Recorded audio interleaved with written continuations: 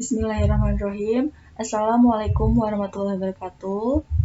Perkenalkan, nama saya Sundari dengan NIM C1C018078.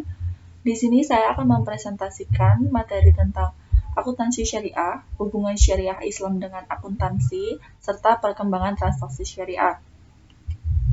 Langsung saja kita masuk ke pembahasan yang pertama, yaitu definisi akuntansi syariah.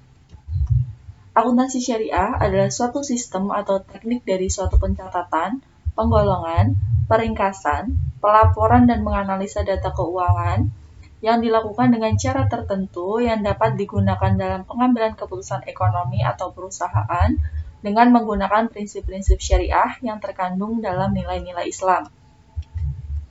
Masuk ke pembahasan yang kedua, yaitu hubungan syariah Islam dengan akuntansi.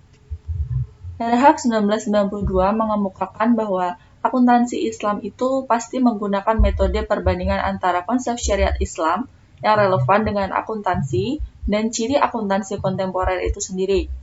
Sehingga ia menyimpulkan bahwa nilai-nilai Islam ada dalam akuntansi dan akuntansi ada dalam struktur hukum, muamalat, dan sejarah Islam.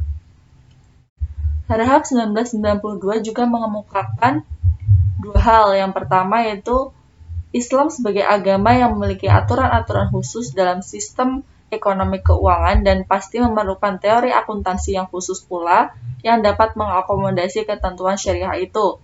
Yang kedua, kalau dalam berbagai studi disimpulkan bahwa aspek budaya yang bersifat lokal sangat banyak mempengaruhi perkembangan akuntansi, maka Islam sebagai agama yang melampaui batas negara tidak boleh diabaikan.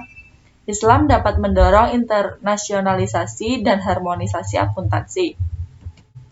Masuk ke pembahasan yang ketiga, yaitu nilai-nilai kebenaran yang membentuk akuntansi syariah. Yang pertama yaitu akuntan muslim harus meyakini bahwa Islam sebagai way of life. Hal tersebut terkandung dalam Quran Surat Al-Imran ayat 85.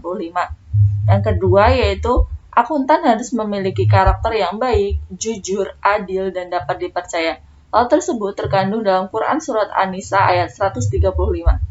Yang ketiga yaitu akuntan bertanggung jawab melaporkan semua transaksi yang terjadi atau muamalah dengan benar, jujur, serta teliti sesuai dengan syariah Islam. Hal tersebut terkandung dalam Quran Surat Al-Baqarah ayat 7-8.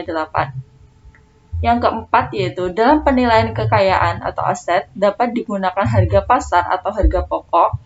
Keakuratan penilaiannya harus dipersaksikan pihak yang kompeten dan independen. Hal tersebut terkandung dalam Quran Surat Al-Baqarah ayat 282. Yang kelima, standar akuntansi yang diterima umum dapat dilaksanakan sepanjang tidak bertentangan dengan syariah Islam. Yang terakhir yaitu transaksi yang tidak sesuai dengan ketentuan syariah harus dihindari, sebab setiap aktivitas usaha harus dinilai halal haramnya. Faktor ekonomi bukan alasan tunggal untuk menentukan keberlangsungan kegiatan usaha. Masuk ke pembahasan yang keempat, yaitu prinsip akuntansi syariah. Yang pertama yaitu prinsip pemisahan jaminan keuangan. Yang kedua yaitu prinsip penahunan atau hauliyah. Prinsip yang ketiga yaitu prinsip pembukuan langsung. Yang keempat, prinsip kesaksian dalam pembukuan. Yang kelima yaitu prinsip perbandingan atau muqabalah. Yang keenam yaitu prinsip kontinuitas atau istimrariyah. Yang ketujuh yaitu prinsip keterangan atau idhah. Masuk ke pembahasan yang kelima yaitu perkembangan transaksi syariah. Yang pertama yaitu pada tahun 1963 diawali dengan berdirinya Midgamer Local Saving Bank di Mesir. Yang kedua, pada tahun 1972 pemerintah Mesir melakukan restrukturisasi Midgamer Local Saving Bank menjadi Nasser Social Bank. Yang ketiga, pada tahun 1975 pendirian Islamic Development Bank. Yang keempat, pada tahun 1978 transaksi syariah berkembang di Luxembourg. Yang kelima, pada tahun 1981 transaksi syariah berkembang di Swiss. Yang keenam, pada tahun 1983 transaksi syariah berkembang di Denmark.